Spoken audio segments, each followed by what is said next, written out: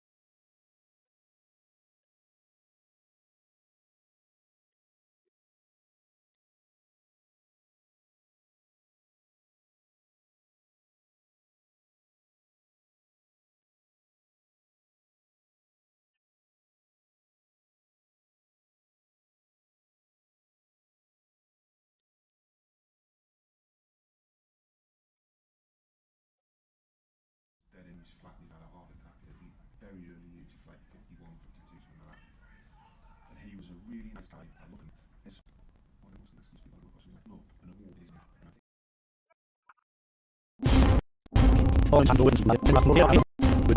I think here up right now, here is more. I think the better never bought. Take our drive, fight for the north. The helmet zips in house, a chain out of gold and reaching news. Hero of old, an hero of new. The babe in the ball, behind us like blue. Stars will be born out on the wicket. Now begin new chapter at Durham Cricket. Get ready to travel back in time to the vibrant 80s era at Chesterley Eats. Join us for a weekend of incredible music, mouth-watering global cuisine, and non-stop family entertainment. Immerse yourself in the nostalgia of 80s classics that will keep you dancing all day long. Our talented local celebrity bands will take to the stage, bringing the spirit of the 80s back to life. Indulge your taste buds in a culinary adventure as we bring together a tantalizing selection of global flavors.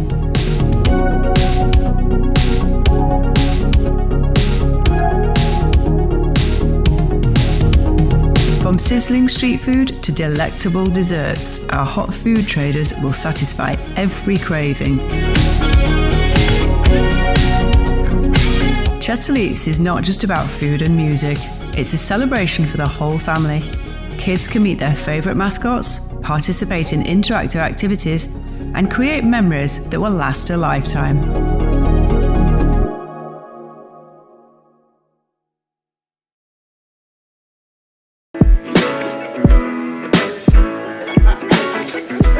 Yeah, my first Ashes memory, probably Alan Border, wearing the 4X Castlemaine hat back in the 89 Ashes and celebrating the win. That was pretty cool. And then obviously Shane Warne doing the balcony with the stump. was pretty awesome as well. I was a big fan of Brett Lee and the way that he went about his cricket, so he would be up there. Yeah, look, I think home at cricket is like in England. You kind of think the traditional, you got Lords, you grow up and you've got the Ashes being played in England. I kind of remember that more than the Ashes played in Australia. I mean, it's hot in Australia that time of year, I suppose, over the summer, so it's different cricket, where over in the UK the weather can chop and change quite a bit. I certainly enjoy the build-up in England a bit more. Alex, on our long coach journeys to away games, who's someone in the team or dressing room that's going to liven things up on the long trip? There's one man and one man only, and they sat with us on this couch, riding cars. I like to bring the energy and make those journeys feel a little bit easier.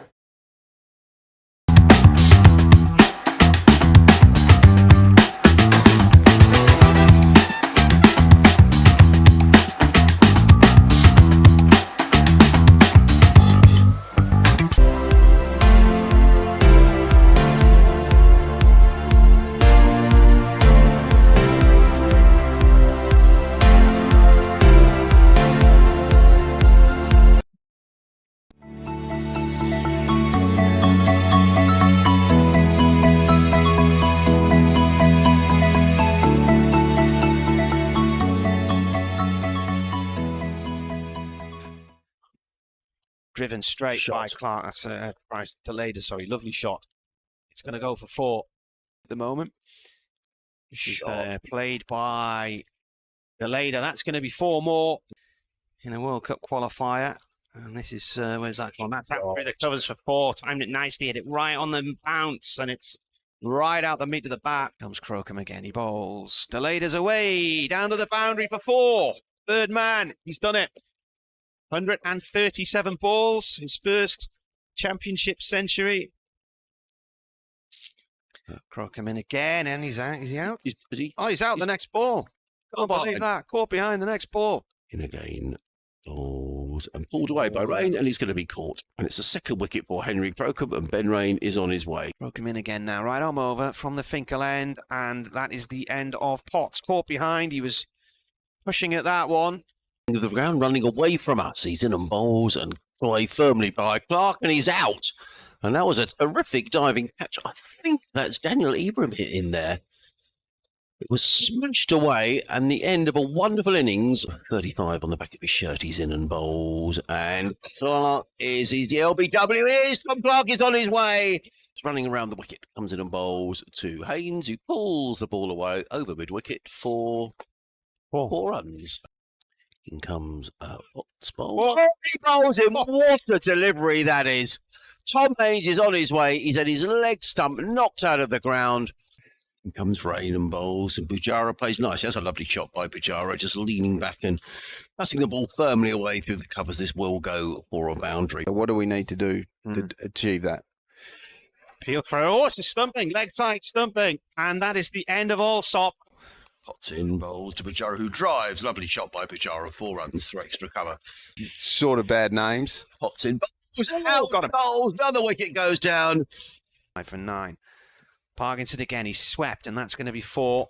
And that's got Beddingham leaping out the road at short leg. And right arm over. And it's an edge. First ball off Carter, but there's nobody at second slip. It's away for 4. Deleda in. And that is whipped away by Carter. It was a half volley outside of off stump. Obviously not a cloud in the sky as he bowls to Carter, who's going to get runs, possibly 4 of them, down towards third man. The ball racing away down towards the Lumley end of the ground. Rain in again. Bowls. Carter pulls, and he pulls it for 4. Too short, that. It was too short. He was playing for those 2 men who are in those mid-wicket positions, but that was too short, and Carter took it on. Parkinson bowls again. That's a half tracker, and that's pulled away for 4 to long leg. Comes in and bowls again, and Pujara drives. That will be his 50. It's gone out towards deep cover for 2. Parkinson bowls and cut away by Carter, and he's going to get runs here. At least 1. They're coming back for a second. And that's Ollie Carter's half-century. Clark sweeping on the offside boundary. Big appeal. That's stayed low, and he's done him. That was an absolute rubber. In comes Parkinson bowls, cut away by Carter, and he's going to get runs here. Thrashes that away through the offside. That's a good shot by Ollie Carter. 22 not out. He's in on bowls, and Carter sweeps, and he's going to get 4 runs here. That's going to be Alex Lees. Drizzell in again. Oh, an edge, and it's gone between the keeper and first slip. In comes Leader again, bowls. And that looks out. That looks very out. It is indeed. Ollie Carter is on his way. The Leader. In again, bowl. Oh, and he's had 2 of his stumps knocked out of the ground. That's a tremendous piece of bowling. They won't enforce this. The leader, it's an edge. Oh, what a great catch from Borthwick. It's second slip. It's a thick edge, and he dived away across to his right and snatched that out the air. Unless it rains or something. Oh, that's a good shot. Sprinters down the track and launches that one down the field for 6, I think. Oh, no. It's bounced just in front of the rope. Was that the one? This is pushed away for 50. He gets his 50 in the final over of the day. If they can't, who knows? And they can't, so who knows? That is the end of the day's play then. Sussex have seen out the extra half hour. They have a wicket to play with tomorrow. How much more can they push on? They lead by 24 at 263 for 9. Crocombe has 1. And Hudson Prentice has 50. Well, Bass, what an excellent day for you. A century and some great wickets towards the end of the day's play, and a fantastic partnership with Graham Clark as well. Yeah, it was awesome betting out there with Clarky, to be honest. It's nice. I like betting with him. But yeah, obviously it was great to get my century myself after seeing him get his. And then to finish off the day like this, like we have done, I mean, all credit goes to the bowlers for producing 9 wickets on a wicket that's pretty flat. I think when you came out to bat, I mentioned the partnership you put together at Bristol and said it would be handy if you could do something like that today, and you've produced even more than that on that occasion. Yeah, like I said, I like betting with Clarky, so I think hopefully many more partnerships to come together. I was sitting on commentary. I was hoping your dad was watching and listening. Do you know if he was or not?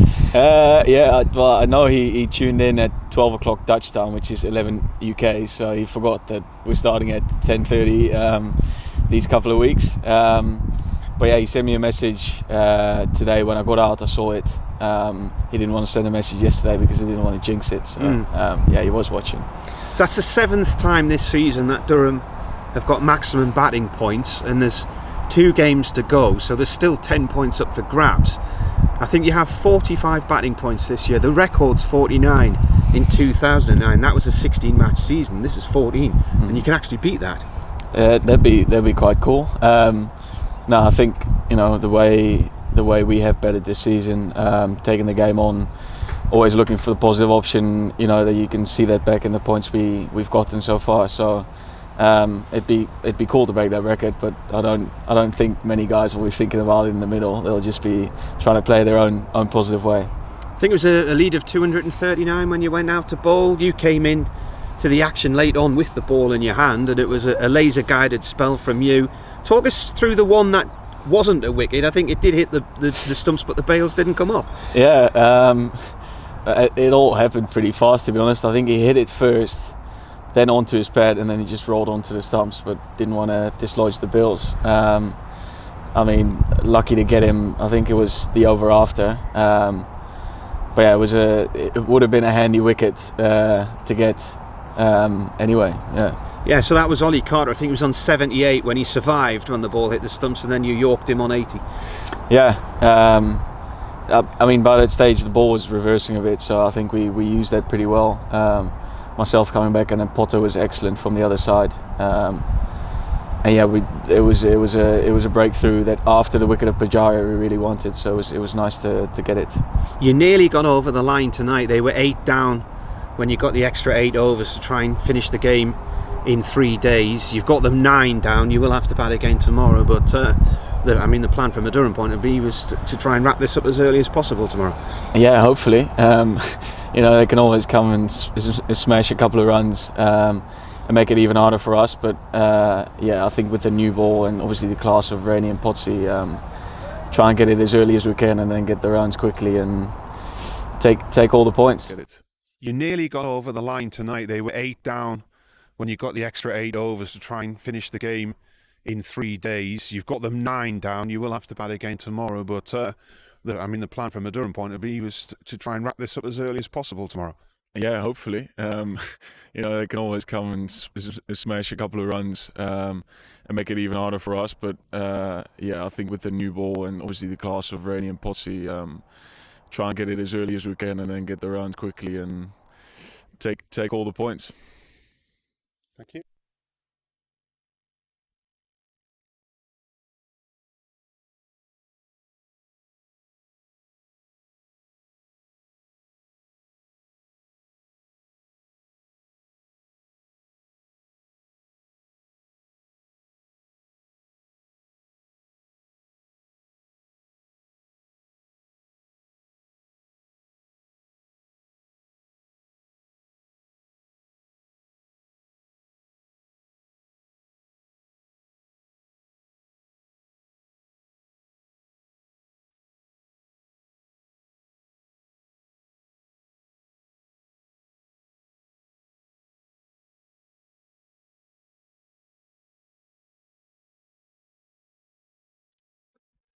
So Basteleda there, who I spoke to at the end of the day's play yesterday. We've just heard the bell, for whom the bell tolls. It tolls for Sussex and Durham today.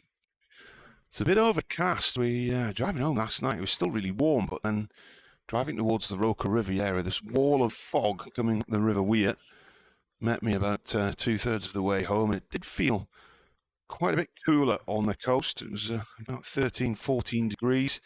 But by the time I went to bed last night, about 11ish, the battle between the warmer air and the cooler air from the sea seemed to be being won around about the back of our house by the warmer air. And it was a little bit misty, but it wasn't bad. I took a lovely photograph, actually, of one of the ships on the moorings at the back of ours with the reflections on the river. So it was a beautiful still evening, and it's a lovely still morning today, to the point where the flag on the end of the pavilion is absolutely limp. There's no movement in it whatsoever.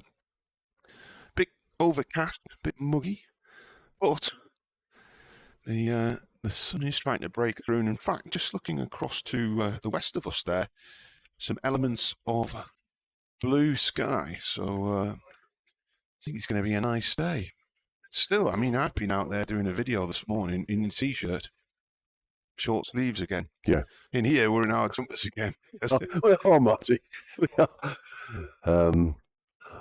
were just looking back through the record books, Mark. Oh, sorry. That stand here in 2015, which was the last wicket stand of 164 between Ollie Robinson, who made 110, and the sadly no longer with us Matthew Hobden, that put on 164. It's a record. To be honest, I hope it's a record that stands forever in Sussex history. I think it was, didn't they break a record from something like 1934 or something? You've got very good, mate. It was actually 1908. Was it that long ago? It was a partnership between H.R. Butt and G. Cox Sr. against Cambridge University at Fenners, and they broke the previous record, which was 156 for the 10th wicket. So they got to 166, still lost the game, mind, but it was a wonderful, it was wonderful to be here, and I can't believe, Marty, that's 9 years ago. Is it that long ago? Yeah, 2015, and we're still doing it. We're still doing it. We're still wheeling us out. Yeah, that's right. Yeah. I do hope, Adrian, you win the well. We've had some funny times, Martin. Anyway, whether I saw Finn Hudson Prentice at breakfast this morning. He actually mentioned it to me. He said, they obviously was aware of that, but you never know with this. Years ago, he might have played in that game, Right, here's Potts bowling to Hudson Prentice. Start of the day, and that's fended away on a length, round about off stump. He's on 50, batted well yesterday. 59 balls he's faced now. And got to his 58 balls and 4 fours. Henry Crocombe at the other end's faced 18 for his 1. And the lead is 24. Wednesday, the 6th of September.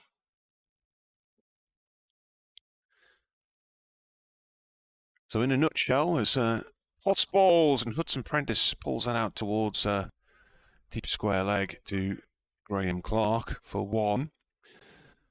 In a nutshell, Sussex bowled out. In their first innings, they had been 100 for none and then 110 for 1.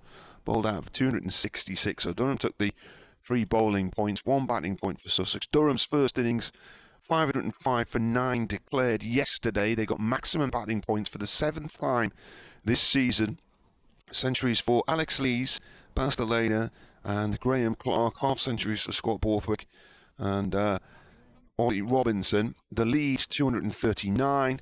Sussex at lunch yesterday were 8 for 1. They lost Clark for 2. Then Haynes went for 12. Alsop for 18.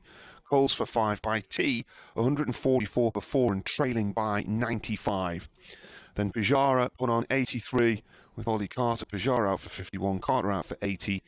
Carson went for 8. And then at that point, they were 7 down, 214 for 7. And then when Carveus went for 9, they were 232 for 8. That was when the decision was taken to take the extra half hour, but only one other wicket fell during the extra half hour last night. Potter's now bowling to Crocombe. Crocombe drives at that ball and it bobbles up to Rain behind the stumps at the bowler's end. He takes a tumbling stop. And Adkad, the man to go in that final 8 overs. So they were 250 for 9 at that point and 11 ahead when he was out for 10. And then by the close of play, they had a 24-run lead. And as a result of those extra 8 overs yesterday, today is not a 96-over day. Not that you'd hope Durham would need the 96 overs as Potts bowls. That's a bounce that's gone through to the keeper. But it is an 88-over day, so they take those 8 overs off from yesterday. They take them off today's allocation. So from this game, Durham, with a win, will take maximum points. They will actually open up their lead over Worcestershire. Worcestershire have now got 154. Durham would move on to 198. And then they'd need 5 more points to get promoted and take the title. This is played by Crocombe up to mid-off. No run there to Parkinson. Equally, Leicestershire are playing Yorkshire next week, and if Leicestershire don't do very well in that game and don't get the requisite number of points, Durham will be up without playing, because Durham and Worcestershire, who are first and second, don't play next week. They play each other the week after that in Worcester. So Durham would go into that game with a 44-point lead at the top over Worcestershire. Playing a miss this time from Crocombe. That's through to the keeper. Robinson takes it, and that is the end of the over. 1 run from it, so the lead is now 25. So Durham back in the top flight, where they last were in 2016. They were battling away at the top of the table with Middlesex and Somerset when the wheels fell off in early August on a very, very dusty track at Taunton. They were bowled out, chasing, I think they needed something like 55 on the final morning, and they lost the last 5 wickets in 17 balls for 3 runs or something like that. Absolutely fell apart, and Somerset beat them, and then the following week they went to Middlesex and lost, and then suddenly it went from the possibility of a title challenge into a relegation battle for a few weeks. They beat Surrey here in their penultimate game in 2016 to secure First Division survival as Rain starts his first over of the day to Hudson Prentice, who drops out short on the leg side, and I think he's going to call Crocombe back for 2. That was the plan. Crocombe, though, is then sent back to the keeper's end as he comes back for 2.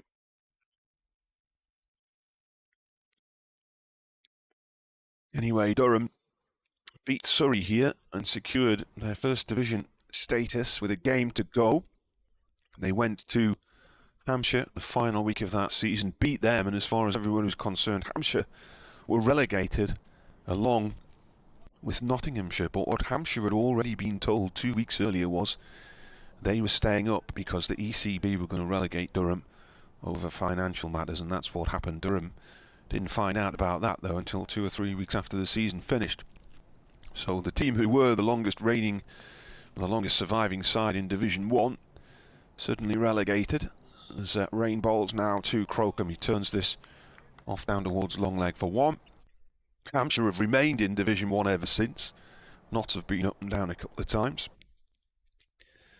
So Durham started life relegated by the ECB in 2017 with a 48-point deduction in the championship. And I think it was about 7 games that year before they actually got their first win on the board.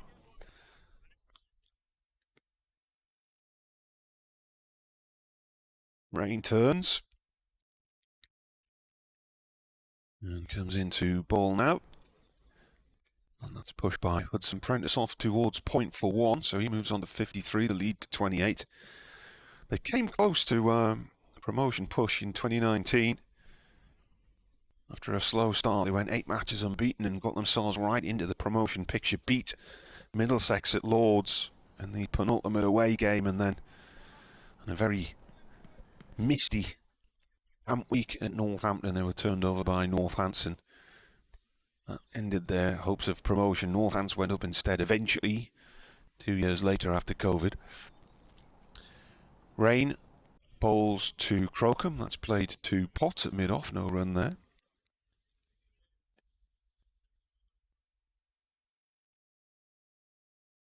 So Durham heading back to where many believe they should always have been. And of all the clubs who got themselves into a financial mess, chasing test matches and redeveloping their grounds, their debts were the smallest of the lot, but they ran out of people to turn to for help. 267 for 9. Crocombe on 2. He's faced 24 balls. 2 balls left of this over from Rain. And that goes down towards deep backward point for 1. Deleda fields that. Rain hasn't got a wicket in this innings, actually. He's on 51 dismissals in the county championship. 3rd time he's got to 50 in a championship season. There's been 4 years in all when he's got 50 in first-class cricket. And having got 78 wickets last year, Matty Potts is now on 51 for this year. He got his 50th and 51st yesterday. 78 last year he got, but 58 of those were for Durham, 20 for England. Edged along the floor to Jones at first slip end of the over. So 29 is now the lead. We've been having discussions about lunch, Adrian, haven't we? We have, yeah. Very kind. Very good here. Martin comes and all. See what happens as the morning progresses. But you think, well, you never know, do you? I don't think we're going to get a 164 here, Marty, but last wicket partnership we got in 2015. But we're going to give it a lunch, which is nice. So, and back down the A1. Trouble is, Marty, whatever time I go now, you're going to get the M25 in the rush hour. Not to worry. Mm-hmm. It's going to be Matthew Potts who's running in from the Lumley end, racing in. 2 slips go down. He's at them bowls and comes off Crookham's thigh pad, I think. Just dribbles out on the leg side, and Ollie Robertson trots him behind the stumps to field, and there is no run. Matt Potts got pretty wound up with Harry Clavelos, didn't he, last night? What's going on there? I don't know what all that was about, but what's going on? Yeah, he was pretty much following through all the way down the wicket, and had on 2 or 3 occasions had a word with Harry, who's the most gentle guy wished to meet. Anyway, eventually Harry Clavelos was out for 9. As in comes Potts roaring in. Bowls to Hudson Prentice, who drives aerially out into the offside. He's going to get a couple of runs here, I think, in Hudson Prentice. It goes to 55 and Sussex to 269 for 9. I remember I mentioned while you were next door doing your update that today is 88 overs because they've taken 8 off from the half hour last night. Okay. Just in case you need this information, lunch and tea are at the usual times. And this is from William, the Durham scorer. The last hour starts at 3:59. Durham haven't got them out. Thank you, William. In comes Potts, bowls, and Hudson Prentice plays nicely onto the leg side and picks up another single. He goes to 56 and Sussex to 271 for 9. Looking at my computer, it's like going back to the olden days when Paul Wilson used to send us an email first thing on a morning. His new job means he's not often getting into the house and listening to us until mid-afternoon, but he has emailed. Hi, Marty and Adrian. Greetings from an overcast but muggy Costa del Hartlepool. Got a day off work today as it's the first anniversary of the passing of my father. Another excellent performance by the Durham team and hopefully a well-earned victory. In comes Potts. Bowls to Crocombe, who defends onto the onside. There is no run. And he says, if I don't get a chance later, many thanks for the commentary, the banter and the wit and the stories, as always. And a safe journey down back south, Adrian. Oh, thank you. It's very kind. Well, I think it's highly unlikely that Sussex will be playing Durham next season, and I'll miss my trips up here. It's always well looked after. Of course, it's not completely over for Sussex, but I think they'd have to win their last 3 games, realistically. Potts in the bowls and ducking underneath that is Henry Crocombe goes through to Robinson. There is no run. Alistair Smith says, I've gone along with your pessimistic view and bought a couple of hours of parking. Hope that gives the kiss of death and it's all over in 30 minutes. I don't think I've had a pessimistic view. I just said in my pre-match video what could happen. There's a number of permutations. A number of people who are obviously sarcastic conspiracy theorists or tongue-in-cheek conspiracy theorists thinking the ECB will somehow come up with a plan to make sure Durham don't get up. Bowls, Crocombe defends down the track. Potts kicks the ball back towards the stumps. It's a bit frustrated. Matt Potts, end of the over, 272 for 9. Crocombe 3, Hudson Prentice 56. The Sussex lead is 33. Well, I will say all those people who did for Durham a few years ago, they've all gone now. The men who had vested interests in Yorkshire and 1 or 2 other counties, they've all disappeared. But conspiracy theorists abound and varying forums. Sure they'll come up with some reason to deduct Durham points, whatever. So I don't know if that's been nestled in the back of my mind, but last night I had this vivid dream that over the winter the ECB announced they were scrapping the 2 divisions and going back to a conference format instead. I thought that's even entering my dreams now. How can that be?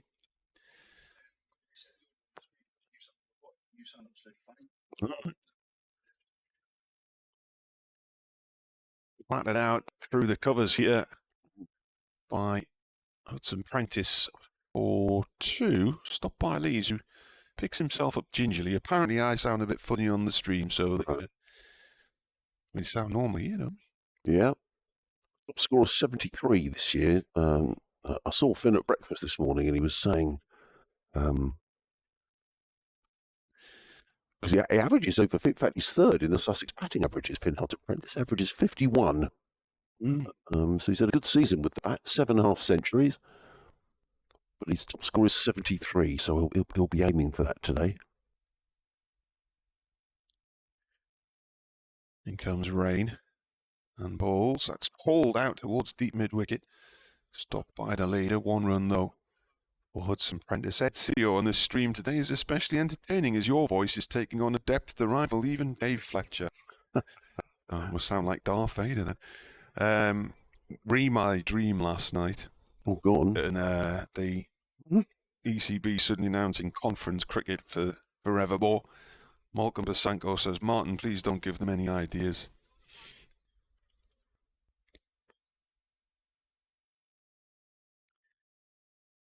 Crocombe on strike on 3. Played towards point. The diving stop there by Potts. 1 run, though, for Crocombe. So the lead's now 37. Hudson Prentice has 59, so he's batting nicely. 67 he's faced. Strike rate of 88. Colin J. Smart has tweeted, he said, what a great, revelatory and interesting session with Ryan Campbell yesterday. Really good, wasn't it? He was excellent. Very good indeed. And the members going home to watch the YouTube channel, he got his message over loud and clear. Yeah, I thought he was very, very good. It's interesting, wasn't it? Especially Yeah. the science and the technology they use these days. Rain in, and that's a very interesting shot from Hudson Prentice. He sort of wafted his bat at it. The best way to describe it, looked like he was trying to hook, but then changed his mind. It'd come off the toe of the bat and gone down towards 3rd man, but the eventual shot he played was like he was launching a sea rod, casting a sea rod off the beach, wasn't it? Strange. One thing we did miss last night in all the in the final overs, I think in the final over of the day, was Durham taking the new ball. Yeah, we missed that, didn't we? Yeah, with the grateful to our friends, the scorers, just along the corridor for Well, us. they only bowled 4 balls with it, didn't they? Rain coming in again now to bowl to Crocombe. Crocombe stands firm. So our instructions for lunch If we get to lunch, lunch will be delivered here. If it finishes before that, we go to the members' room for lunch. And we've got a choice of either a Thai curry or hot pot. I went for the Thai curry. Yeah, I went down the curry avenue as well.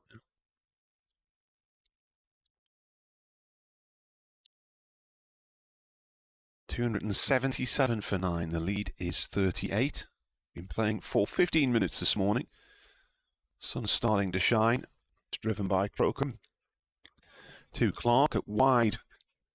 Mid-off, 1 run. Oh, he was asleep there, Henry Crocombe. Finn Hudson-Prentice wanted to come back for a second run because Crocombe has now pinched the strike. And it wasn't until Finn Hudson-Prentice said, "Come on," that Crocombe realised, but by then it was too late. The lead goes to 39. If it was Cavalis at the other end, he could have been shouting, come on, Harry, come on. Henry Crocombe's top score this year, 25 not out. He's averaging 16. With the top score in the championship, memory 46 against Northampton a couple of years ago. Made some useful runs in the 50 over. I forget which game it was at. It was in a losing cause, I remember. As most of it was in the 50 over for Sussex, sadly, this season. And for Durham. Except when they came to Hove. And they have a huge score. Here comes Potts to bowl to Crocombe. Oh, good job, we've got a bit of bat on that. In fact, that's a well-judged signal. He needs to hurry along as he gets to the non-strikers end. He played it onto the onside, and Ben Rain was a little foot on his heels at mid-on. Throw came in, it missed the stumps, and Crocombe managed to race through for a single. He goes to 6, and Sussex to 279 for 9, meaning their lead is exactly 40. We were talking about the structure of next season with Tim Bostock yesterday. Yes. And there'll be the same amount of county championship matches, but the spread of the T20 and the one-day cup's going to be slightly different. Potts in bowls. Hudson-Prentice drives nicely out to the sweeper on the cover boundary. They've taken one. They're going to think about 2, but it isn't there. It's a very good piece of fielding out there. An excellent throw comes in from George Rizal. Single to Hudson-Prentice. He goes to 61. Sussex 280 for 9. Lead of 41. So I think what they're going to do is they're going to try and avoid too many Tuesday night and Wednesday night games in the T20 and spread them more with more Friday night, Saturday or Sunday fixtures. And by doing so, have less transitions between T20 County Championship, T20 County Championship, and then County Championship One-Day Cup. Potts in bowls. Crocombe, I thought he'd been hit for a minute, but the ball went right through to Robinson, no run. So I think look if the season will be slightly different next year in that there'll be County Championship matches up until about mid-July, and then white ball stuff through mid-July to the end of July and August, with the Championship returning later in the year. Whereas we've had a couple of Championship matches dropped in here and there this summer, I mean, the height of the summer. Potts in bowls. Crocombe again ducks, but on a short delivery from Potts through to keep Robinson, no run. It's interesting. Actually, just looking at Henry Crocombe, I knew he made runs in, it was actually against Durham in the One-Day Cup. And Henry Crocombe made 47, batting at number 9 in Sussex's total of 295 for 9. They were bowled out in 39 overs by Durham. He was eventually stumped by Graham Clark, he must have been keeping in that game, after bowling of Liam Trabaskis. So he has got a bit of history against Durham as Henry Crocombe. But it's going to need a minor miracle. Now changing the field, and it's very much a leg side field with 1, 2, 3 men in catching positions on the leg side. There's almost a leg slip, a shortish mid-wicket and a mid-on, then a deeper mid-wicket, a fine leg. There are 2 slips in place as well. Potts around the wicket, bowls to Crocombe, that's down the leg side. A big grunt from Potts goes through to Robinson. There is no run. Sean recalling the conference system of 2 years ago, after I mentioned the dream.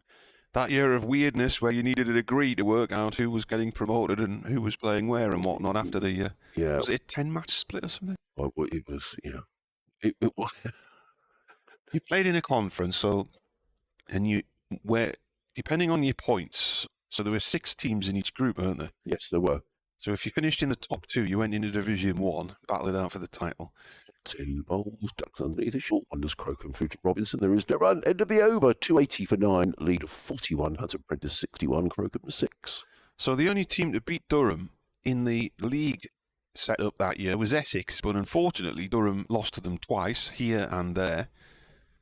Game down there, Durham should have won. They fell apart in the final morning, and in fact Essex just got away from them on the third afternoon. It looked like the game would be all over by sort of lunchtime on the third day. Durham had been on top, and the Essex tail dug in a little bit, and then we had that 3-hour gap in play for Prince Philip's funeral. I don't know if you remember that Saturday afternoon. Yes, I do remember. We were in Cardiff that weekend. Yeah, and then that took the game well into the Saturday night, and then Durham ended up chasing about 140 and lost their way on the Sunday morning and lost the game. Match they should have won. Definitely one that got away. Ben Rain here, starting you over, right arm over, and this is played by Hudson Prentice out into the covers for one, and he's more than happy to call Crocombe through for singles here. If nothing else, Hudson Prentice is now up to 62. Is he thinking in the back of his mind, could he get the three figures maybe? The lead's 42 at 281 for 9. Hey, anyway, Durham finished third that year with Essex, and Essex was the only team in the group to have beaten them. So they both went into the Division 2 after the split, but you took the points that you earned against the team from your original group that you then ended up with in the second phase. So Durham took virtually no points into that second phase, and then things were ruined straight away when Surrey refused to come and play a game at the start of the final section of the competition and cited COVID in the squad. So that was that. As Rain comes in again here and bowls, and a play and a miss from Crocombe. That's the off stump. Missed by very much, did it? So Durham were one of just a few clubs who wanted to continue with the conference system the next year, but I think the idea was they would change that idea of taking only the points you gained from the side that followed you into the next phase, because you didn't play that team again. I think the sensible thing would have just been to take all your points with you, really.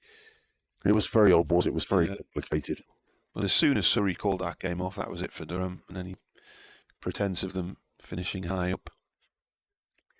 Rain bowls again, and that's played down into the ground and loops back into his hand. I think it was... Sussex ended up in the third division that year, didn't it? Yeah, it was all... With Middlesex? Yeah, I think, Joe. And I mean, it was all well-intentioned, wasn't it, to try and get some cricket on, but then there was the final that was in October of the Football History. It might have been that. Well, the first year after the COVID year of 2020, they had the Bob Willis final in October. Right, it was spread over 5 days, I think, to make sure they got it in. I think it was, yeah, and I think they actually got half decent weather. Rain bowls, and that's an edge. Oh, and it's gone through the slip cord and away for 4. And there's that Potts there, couldn't get his hand across to that. Yeah, I thought for a moment that was going to be a catch. Third slip, just to here. To the right of Borthwick at second slip, and I think that's Potts at third. It is. He tried to snatch with his left hand, and it's gone beyond him and down for 4. He's more fourth slip, actually. There's quite a big gap between him and Borthwick there. But that's off Crocombe's edge. So he's got 10 from 40. The lead is 46. Durham would have gone away for it if it hadn't been for these meddlesome kids.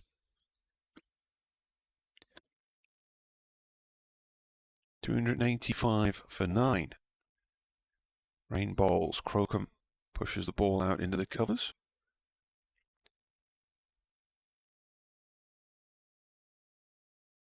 Who's this down here with the pads? Is this David Beddingham with the pads under his trousers? Yeah. You can see, can't you, the outline of the pads. He spent a lot of time with short leg yesterday.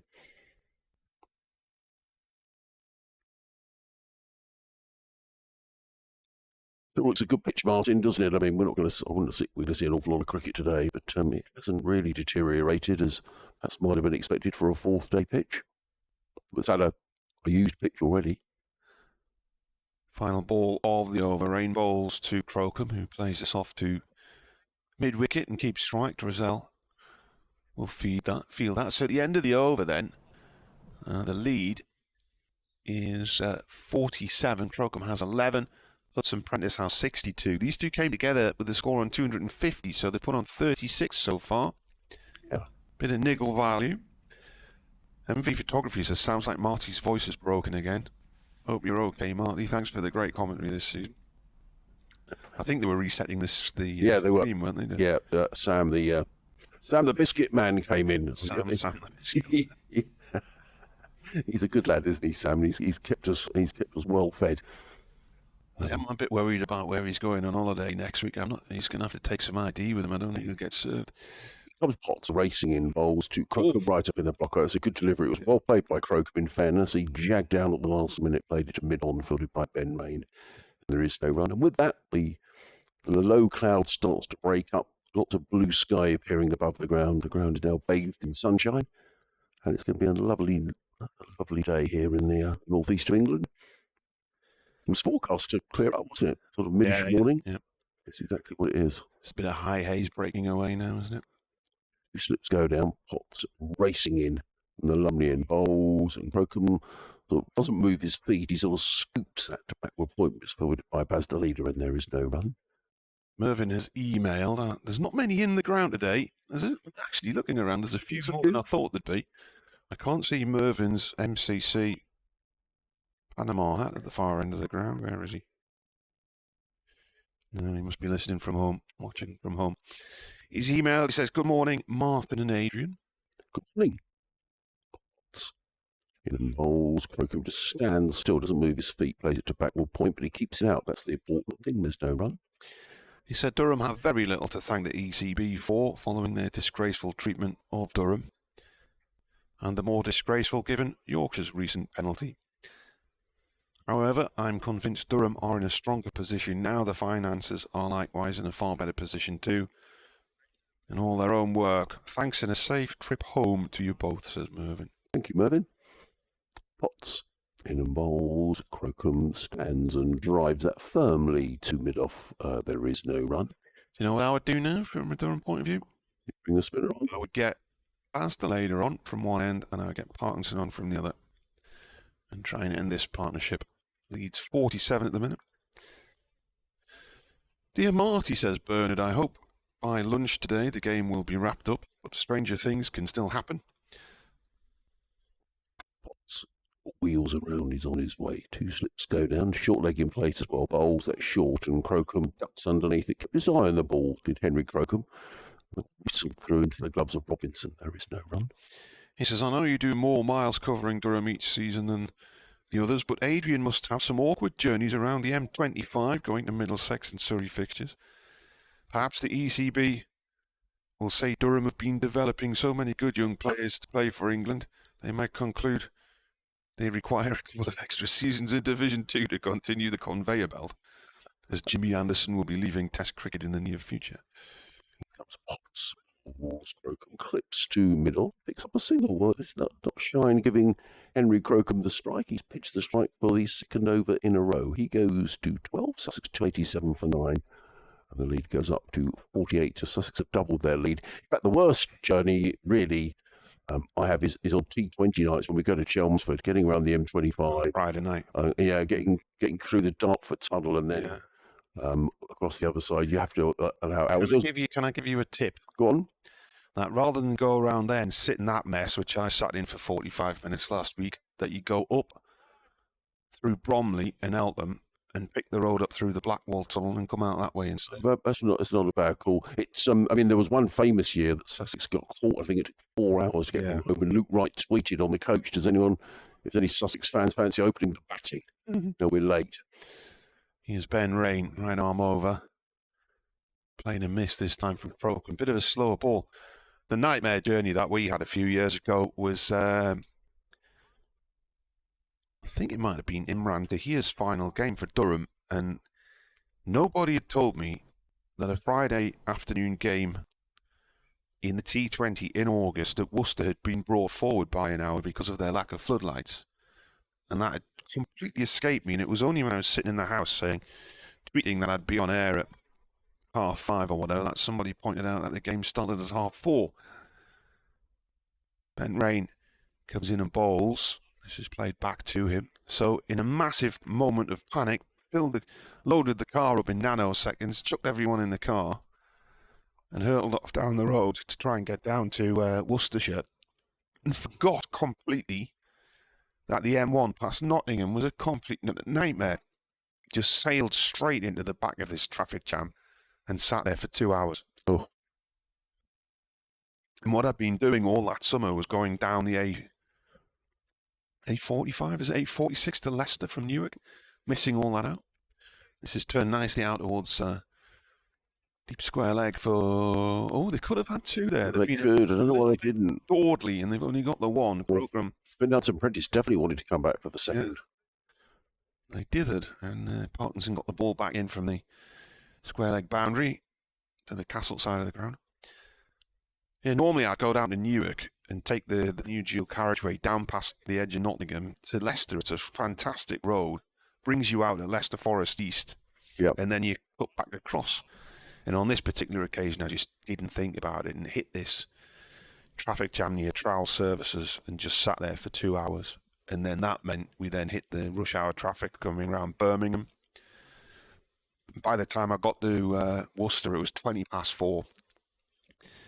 In comes rain and bowls, bouncer through to the keeper, and I just sat down, turned my kit on, started to commentate. Didn't even know what the teams were, what the lineups were. I was trying to load the computer up. The game's begun. Look to my right, there's Chris Rushworth running onto the field in his kit, leaping over the fence without doing any warm-ups, because he'd driven down there in his car and he'd got stuck in the traffic. And I think it was Imran Tahir, he never turned up. And he was in his car, and he'd got stuck. So not only was the M1 traffic, the traffic around Birmingham, but there was any crash on the M5 near Worcester. There's rain balls here. This is played away up towards mid-on to Beddingham for a quick single by Hudson Prentice, moves him on to 63. And as the match was finishing, he turned up with his family, and the reason he was in a car was because he was then driving to Gatwick Airport to fly off to the Caribbean Premier League the next year. And that was the absolute journey from hell. To the point where I didn't think I'd ever get on air. And I mean, Durham didn't have the full team to choose from because people were stuck on the motorway. What happened in the game? Durham lost because they always lose at Worcester on a Friday in the T20. This year they went off a bad light. And the game ended up as a tie, but I think Durham had lost the previous 8 visits to there. Ball pushed away by Crocombe, off rain to point. 1 run, so at the minute this is looking really straightforward and comfortable for Sussex. Leeds 51, Partnerships moved up to 40. 290 for 9. Wilson Prentice 63, Crocombe 14. Before you do your update, Marty, just mentioning Sussex supporters, no interest to Durham supporters, unless you want to see some free cricket. But free tickets are available for Hove on Sunday when Sussex play Leicestershire again. You need to claim those online as they're running out. Gates open at 9:30 as usual. The game starts at 10:30. So free to get in at Hove on Sunday, the game against Leicestershire, but you need to apply it online, and you're getting your wish that Matt Parkinson is going to bowl. Yeah. Will they go double-pronged spin with Drizzell, or will they bring the leader in? What was the, how many overs overnight? 82 overs overnight, so they were 263 for 9 and led by 24. So they've added 27 this morning in 8 overs. Crocombe's on 14. Parkinson, the leggy, playing in what believes his last game for Durham. He'll either go back to Lancashire or to Kent after this. Comes in and bowls. Let's go down the leg side. Here's the update for Radio Newcastle. Well, the big concern we're pondering today is whether lunch gets delivered to the press box or this one finishes early enough and we have to go and get it from the members' room round in the pavilion. Sussex resuming this morning with the last pair at the crease in their second innings and just a 24-run lead. But they've been going nicely, these two. Finn Hudson-Prentice has 63 and Henry Crocombe has 14. So they've put on now, since being joined late last night when the extra half hours played, they've put on 40. So at the moment, the lead is 51. Durham need to break this partnership and get after their run chase and get this win in the bag. But they are being frustrated at the moment. A couple more runs there. The lead goes up to 53.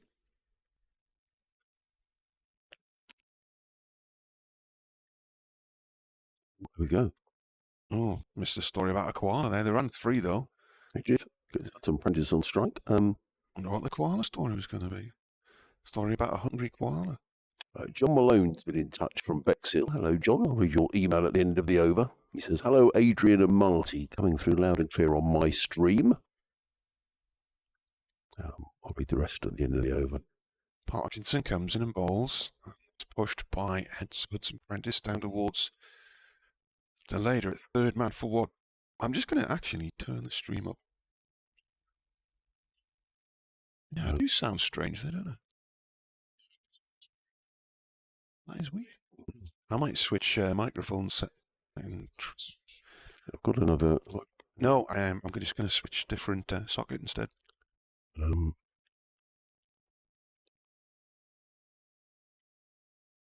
Can you hear me there? Sound better? Can I hear you? Next ball has gone off towards deep square leg for one. Go on then. Yeah, John says, Sussex are improving. As the last couple of years, it would have been over in 2 days. He says, onwards we go. Is it cold up there, lads? And I see you both have your jumpers on. Well, the thing is, John, we've been very lucky here because we're in a commentary box where the sun doesn't come in. So we haven't been suffering in the heat like everyone else. Yeah. It's warm outside. Parkinson bowls. This is dealt with by Hudson Prentice. There's a man down in front of us. What time is it? It's 11:05. He's pouring his first can of beer of the day. He's in a t-shirt. Guy in the front row in a t-shirt. Lady along the row in shorts and t-shirt. Man behind her in shorts and t-shirt. Quite a few people in t-shirts on show. All around the ground. Also, John says, I don't quite understand what he means here. He says, the Georgie lassies popping in and out watching the stream. I don't know if there's some watching the stream with Johnny. He says, they're bonny pants, Marty. Yes. Your shorts. Yes. I've got a pants here. Well, no, yeah, well. End of the over. 295 for 9. So the partnership between these two. 45. Yeah. As in comes Ben Rain to bowl to Henry Crocombe. 2 slips in a gully go down short, and Crocombe sprays out the way. The ball goes through to keep Robinson over. It does make you think here, Martin, the way that these two have batted this morning, and maybe there's not quite the intensity from Durham today. Maybe they think, well, it's just a matter of time. Although, no pressure on them, is there? No, but you just sort of feel if he's had someone yesterday. I mean, clearly Ollie Carter got his head down and made 80, Pujara made 50. It's kind of just got a couple of other players in and batted. They, who knows what might have happened, because it still looks like a pitch. It hasn't really deteriorated. It's not turning square. It's not keeping low. There's not too much uneven bounce. Sussex could have just, a couple more could have stayed in. It maybe wasn't such a lost cause. Change in the field. I think Ben Rains asked for a leg slip to go in. So there's a first slip, almost a third slip now. It's not really a leg slip. It's a short backward square leg, if you like.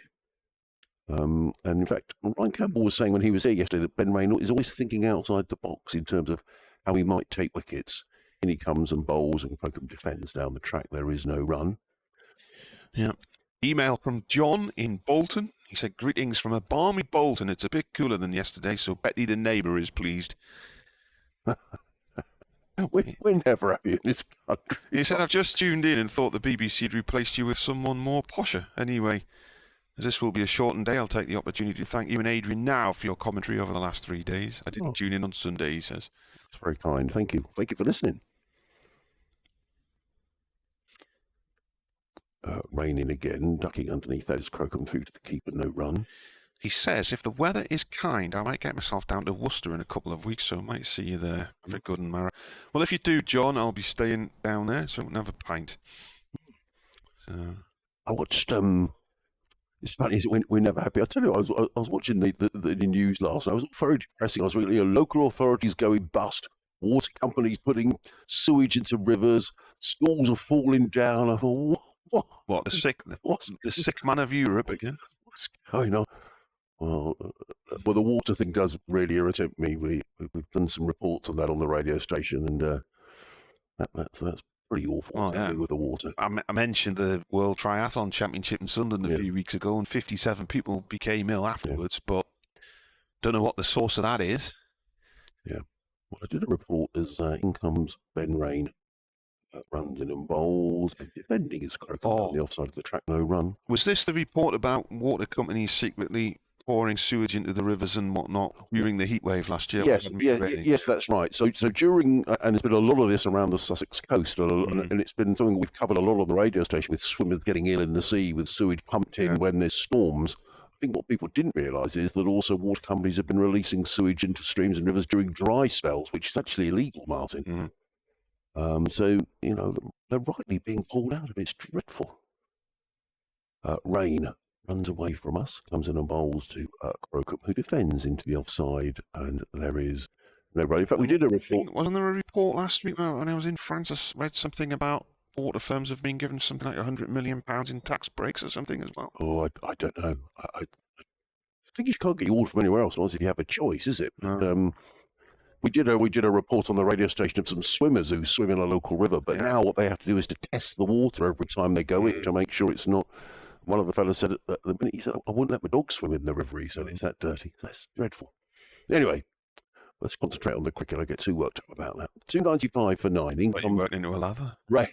To Crocombe, was up on his toes, defends into the offside, no rush. Sort of brownie lather.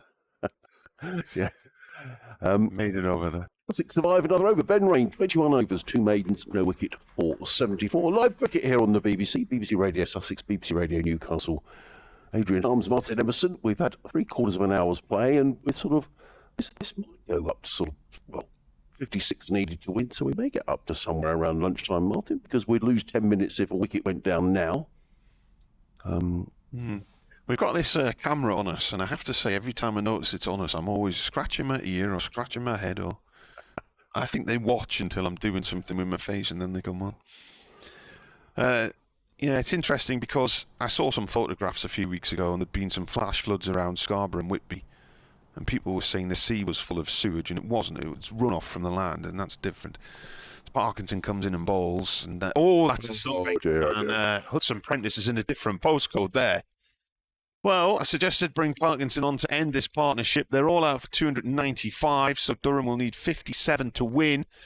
And they put on 45 in the end, didn't they, these two? Yes. But I'm not really sure what Hudson Prentice was thinking of. They've been batting very nicely. Parkinson dropped one outside the line of off stump. Hudson Prentice goes charging down the track, tries to smash him into Washington, misses the ball, and I'd be surprised if he was actually still in the camera frame by the time the stumps were broken there.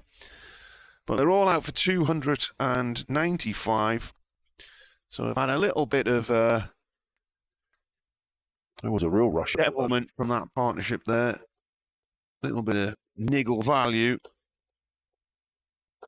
But what was he thinking of? Anyway, Crocombe not out on 18, so he did well. So number 11. Yes, he did. Certainly kept Finn Hudson Prentice. But just as I was saying, this might go to lunchtime. We'll have a 10-minute break, and then, well, yeah, we may get to about 12:30. Durham leading 57 to win, as you say. Yeah, so Ollie Robinson with his stumping and bowled Matt Parkinson, who's had a cracking game here. And finishes there with 4 for 80, so 8 wickets in the match for him. Very good indeed. On his last appearance for Durham, and I think he's played 6 matches for them this year in the county championship. So what's that? 4 for 80 plus 4 for 58. So that's 8 for 138, is that right? Sounds right. Yeah. It's funny, isn't it, how often you see tail-enders, they've survived against the seamers. I mean, Box and Rain are a handful. And you were saying, bring on the spinner, and so often the spinner does the trick, which I've done on this occasion. So the Sussex card, Clark made 2, Haynes 12, Allsop 18, James Coles 5 at that stage. Sussex were at 70 for 4, and we did wonder if we were going to get 20 cricket today, but resistance from Pujara, who made 51, and Ollie Carter, who made 80, those two adding 83 for the 5th wicket.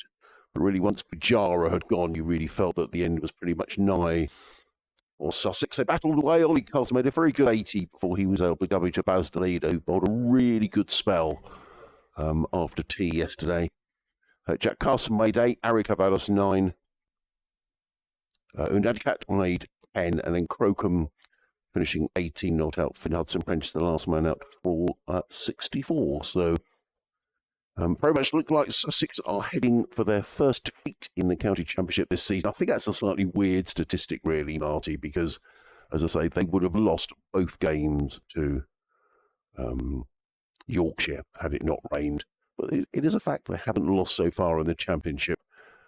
But they will only return home at the South Coast with 3 points, and it'll mean they'll need to win probably all 3 games, I think, to have any chance of going up. And it very much looks like Worcester will be joining Durham in Division 1 next season. Possibly. Leicestershire might still have thoughts on that. Well, Leicestershire visit home next week. They've got a game in hand, haven't they?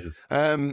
Parkinson then 4 for 80 in this innings, 8 for 138 in the game. His best match figures, 10 for 165. So he's not far off that. So he's done a job there. Have you done the bowling figures for Durham or not? I haven't. You no, much. Right. See, you're just not interested. Eh? It's all about the misery, isn't it? Rain then, 21 overs, 2 maidens, and none for 74 in this innings. So as a result of that, he's on 51 championship wickets for the season, which has him tied at the top of the Division 2 wicket takers tables with Matty Potts. So Potts taking 3 for 58 in 25 overs, 4 maidens there. Parkinson 4 for 80 in 26.1, 4 maidens for him. George Drizzell, 11 overs, 1 maiden, and he took none for 41. And Bastelader bowled very well last night. 3 for 36, 9 overs, no maiden. So the target 57. How many overs left in the day? 77. Yes, I don't think that's going to be an issue. I just watching. What time is it? 17 minutes past 11. So by the time they get out, it's going to be probably about 25 past. So will Durham try and rattle it off before lunch, or will they be happy to just take their time and come back after lunch and sort it out then? Will we be going to the members' room, or will lunch be coming to us? That is the big question, Adrian. It is. Yeah, it is. The big question. Back to the emails quickly. Mervyn says, watching the bowling this morning, he said, I've always thought the best way to get a wicket is to make the batsman play. And there's quite a lot of short stuff that they were able to just duck out of. Teddy in New Haven's been in touch. Hello, Teddy says, hi, gents. Great stream and commentary over the 3 days and a bit. Thank you, Teddy. He says, Sussex promotion hopes hanging on finding 3 wins out of 3 games. Unlikely, but a full step forwards this season have been made, and any step forward is progress over the season, says Teddy. Actually, we just before the players come out, we were talking about the news being depressing last night, but I was about the weather, which has been glorious here. I was watching a weather report. There's been a torrential rain in Spain, and then they showed some pictures from Greece, some of the Greek islands, and people on holiday, and there's floods. And then they showed a picture, and they said, and now this weather system has moved to Istanbul. Yeah. Istanbul, there were cars floating down the street. Did you see all the people trapped in an art gallery or a library or something, and the water was around there? Unbelievable. Yeah, but now there's going to be a heat wave there again. So, and then they showed some people who were leaving some sort of big festival in the Nevada desert in the States, and they'd all got stuck in the mud. Yeah. And they were trapped for 2 days. Then there was a 9-hour queue to get off the side. They said tempers frayed as it took people 9, some of them 11 hours to leave the site. So, don't worry, it's all normal. All of our weather is normal, as certain people of a political persuasion will tell you. So, anyway, the umpires making their way down the steps. Michael Goff and Jack Chantry. What's in the umpires? Well, I think I've had an excellent game. I have to say, Martin, when you don't notice the umpires, but I think there's been several LBWs that we thought, that's close, and it's nice to see umpires when LBWs have been given in this game. I think they're out.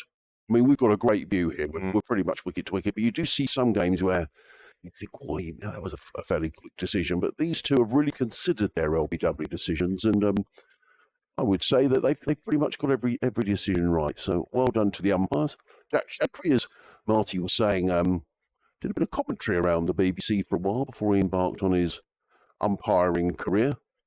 Having finished at Worcester, back injury did for Jack. I can't remember, but I do remember him sitting next to me in a meeting in Broadcasting House in London as we were preparing for a new cricket season. Yeah, nice guy.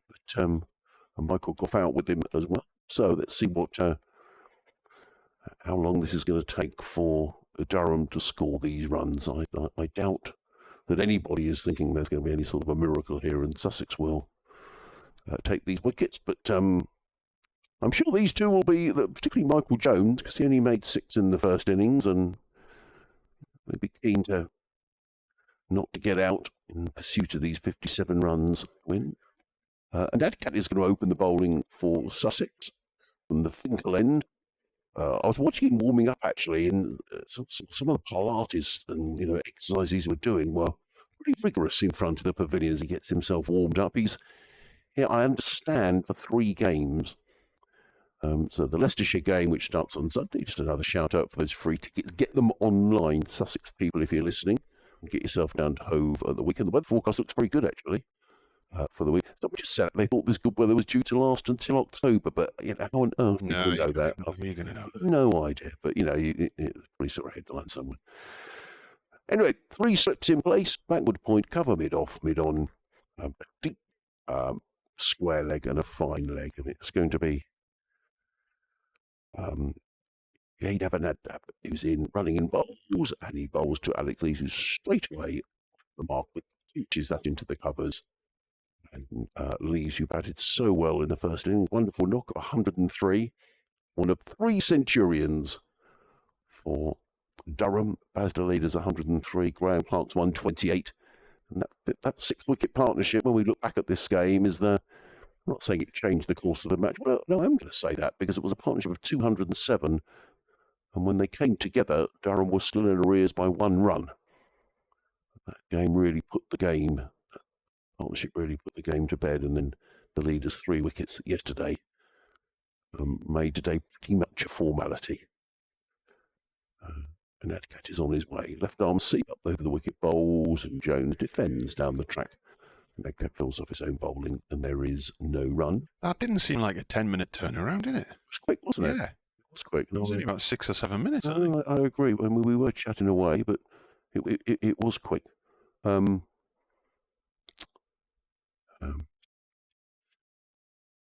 John says, thanks for the commentary and the banter. Safe trip home, lads. A win for Sussex on Sunday onwards is required. Well, that's for sure. Leicestershire will come full of hope that they can still get promoted as well. And Adcat in bowls, clipped away by Michael Jones. That's a nice looking shot down to fine leg. Harry Caballas has to come racing around the boundary to field down. A fine leg gets in the throw, and it's 2 to Michael Jones. And Durham go to 3 without loss. Jed says from our online cricket team, I sound normal and fine. And that's good. Adrian, the calming voice alongside you. He said, anyway, to me, the Roca Riviera accent is coming through loud and clear. And perfectly normal. Good. And it's a long time since I've been called normal. And Adcat's going to change his angle of attack. He's going to come around the wicket to the right-handed Michael Jones. 3 slips go down. He's in and bowls, and Jones stretches forward to a ball of good length. Plays it to mid-on, fielded by Adcat's Indian colleague, Chekeshwar Pujara. Polishes the ball on his jumper. And probably will be for about 10 minutes. Robbie Stoker says, hi Marty and Adrian, thanks for the commentary, and this game has more use of the commentary box camera than I've seen for a long time. I was wondering if you could enlighten us for the reason for the rugby themed photos on the walls and tell us the story of that. It's the first time I've noticed them. And Adcat on his way again. Bowls, Jones shoulders arms, ball goes through to Carter, no run. Well, my mate George messaged me yesterday asking why did we have a certain school's badge on the wall in here, but he believed it was a school he taught at in Sunderland. It's not. So the pictures in the background, basically, when this is not being used as our commentary room, it's a classroom, and Parkview Academy, which is a school in Chester Street, is based here. So they have their football academy, their rugby academy, and their cricket academy based in here. So the kids come and they're taught here, they train here. And the football academy's been the academy for, I think, for Huddersfield and for Hartlepool and for Carlisle in recent years. Adcat in bowls. Oh, and he beats Jones outside the offside. That was a good delivery taken by Carter. And there is no run. So end of the opening over. Durham off 3 without loss. Lees on 1, Jones on 2. Durham needing another 54 to win. So Ash Thorpe, who does some of the commentaries with us, is a former Durham player. He's now a cricket coach with Parkview Academy, so they're just going through their new intake for this year. And we were talking about the England under-19s, Ben McKinney, who's captaining them, who's come through the Parkview Academy, and has quite a future ahead of him if what he's achieved so far in his young career is to be the pathway for him. So we'll be out of here today, then, and guarantee this will be returned to a classroom tomorrow. And then when I come back in a couple of weeks, it'll be rearranging tables so we can see out the window again. Not a bad place to have a classroom, Martin. No. Looking out on a cricket field. Very nice. Harry Carvelis bowling here to start his first spell of this second innings. 2 leads, that's played off to mid-off, no run there. Durham in no hurry here because there's gazillions of over, 73.5 left in the day, but something else has just entered my mind, Adrian. That we get to the point where Durham are within sight of victory when it's lunch and they play the extra half hour, and then it's bedlam after that, racing around to get post-match interviews and that kind of thing.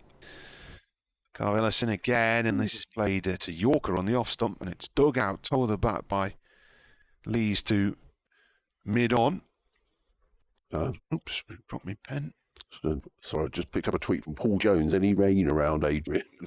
Not a cloud in the sky. Sorry about that. Now it's all burnt away. Yeah. You've got more chance of heat stroke. Pajara is fielding it mid-on as Carvelis comes in and bowls. And that's played in the opposite direction this time by Lees for one. Goes wide of Crocombe at mid-off. 1 run. Yeah, so that's the story of the things on the wall anyway, Robbie. Bernard's been back on. He says it's very odd that many more recent buildings made of concrete are now in danger of collapse, and yet look at some of the railway viaducts built by the Victorian engineers on the railways that have stood the test of time. Just require routine maintenance. It's really funny that Bernard should say, I think I said to you, Martin, I went to Windsor Castle the other day, look around, a really nice day, and my wife said to me, she says, how come that this castle survived for 1,000 years, yet the schools are falling now? So that's a very good point. Bowler in again, and Jones pushes that off towards the covers. I don't think every school's falling down. I think no, that's true. The reality is it's probably, I mean, it is an issue, but it's probably nowhere near as bad as some of the headlines are being made. It's not got a good look, is it? It's not, but it goes back to 1970s and 1980s architecture, doesn't it, really? And I mean, this is not just an issue in housing, because I heard a woman on 5 Live yesterday, and she lived in a former council house in Scotland, and a lot of their estate had been pulled down already. It's just defended, and they had that concrete in their walls, and it was crumbling away. And one guy who was a neighbour, unfortunately, the day the scale of the issue was discovered and they realised there was a major problem was the day his house was signed over to him by the mortgage company, and he became the out-and-out owner. It's unlucky. Yeah, that's not great timing. Bernard says he's read 5 people a day are developing illnesses from swimming in UK rivers. Right. Well, it's not a great story.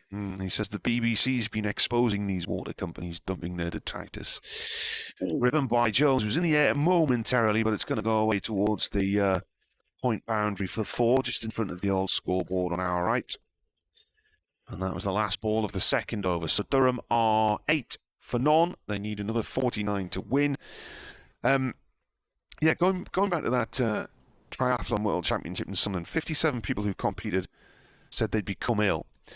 The council said tests of the water not far from where they were swimming. So the swim was between the piers and Rugger Beach. They tested the water down on Seaburn Beach, which is the next beach along half a mile away or whatever, and they'd found traces of E. coli. British Triathlon, who organised the event, said they tested the water between the piers and they hadn't found anything like that. The water company claims it's got nothing to do with them. So that begs the question, and Public Health England are looking into this, is there something else which links those athletes, i.e. were they staying in the same accommodation, did they eat the same meals? So we haven't heard what the final outcome of that is, as an Adcad starts a new over, left arm over to the left-handed Lees, and he guides that round the slip cordon on the floor and down to vacant third man for 4. Ball's gone up to the far end of the ground. And the little northeast stand there's a posse of people who've possibly seen more cricket than perhaps they imagined today. 3, 4, 5, 6, 7, 8. There's 10 people in that stand. The East stand, the Castle stand's not open. The Durham University banner's now been moved from the two-tier stand on our right, the County Durham stand, to that stand on the Castle side of the ground, and Durham School's banner is draped over the seats in there as well. The last morning against Yorkshire earlier in the year, there's an Adcad bowls to Lees again. Lees plays up towards Pajara at mid-off. There was only 33 runs needed for Durham, or 2 wickets for Yorkshire. They got one of them with a run needed, or 2 runs needed for Durham to win. And there was 254 people came in that morning. So there's a decent sprinkling of people here.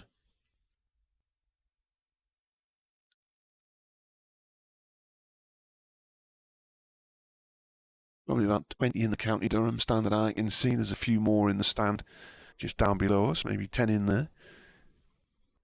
Carry in bowls, that's played off towards the covers by Lees. There's a man on the sweep, cuts it off in front of that empty stand.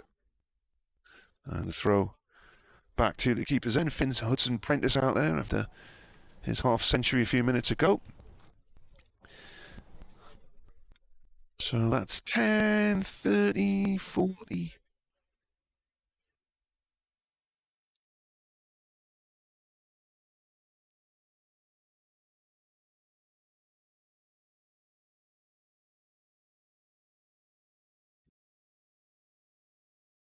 Cannon bowls. Oh, playing a miss there from Lees, but Unadkant's fallen over and has come to a crashing heap in the middle of the wicket. And he's staring back at the crease. He slipped. Umpire Michael Goff's gone to have a word to see if he's okay. He's picked himself up. He's trying to hold his right ankle off the floor. So he's twisted his ankle a little bit there as he's gone over, and he's looking rather accusatory. They're accusingly at the crease at the moment. Is he going to be able to continue? They're going to wave the physio on. He's taking his cap off the umpire, and I think he's going to go off. So that's not good. He's been signed for 3 matches. He's bowled 1.4 overs here. He's hurt his ankle, and he's going to have to go off. And Jack Carson is going to finish the over.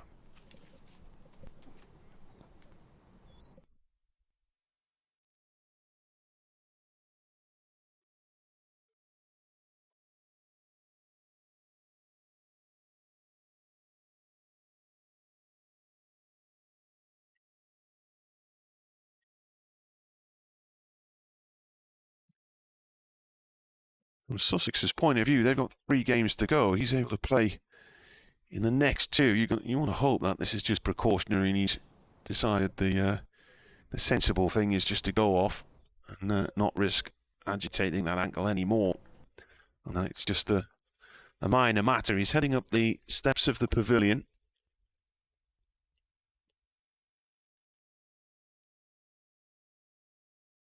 Lees comes down the track and wallops one into the air, out through the covers for 1 off Carson. There's 1 ball left after this.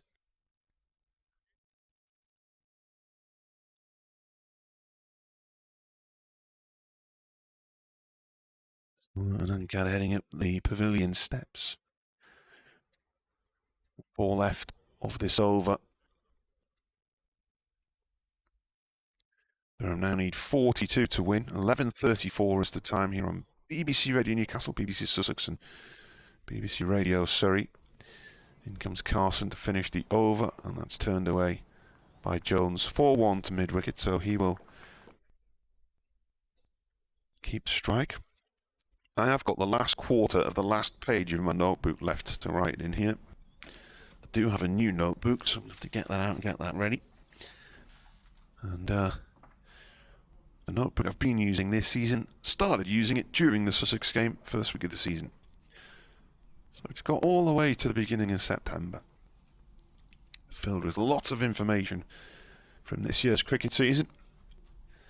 Meanwhile, in the sunshine here in Chesley Street, Durham, are now 16 without loss. Target is 57.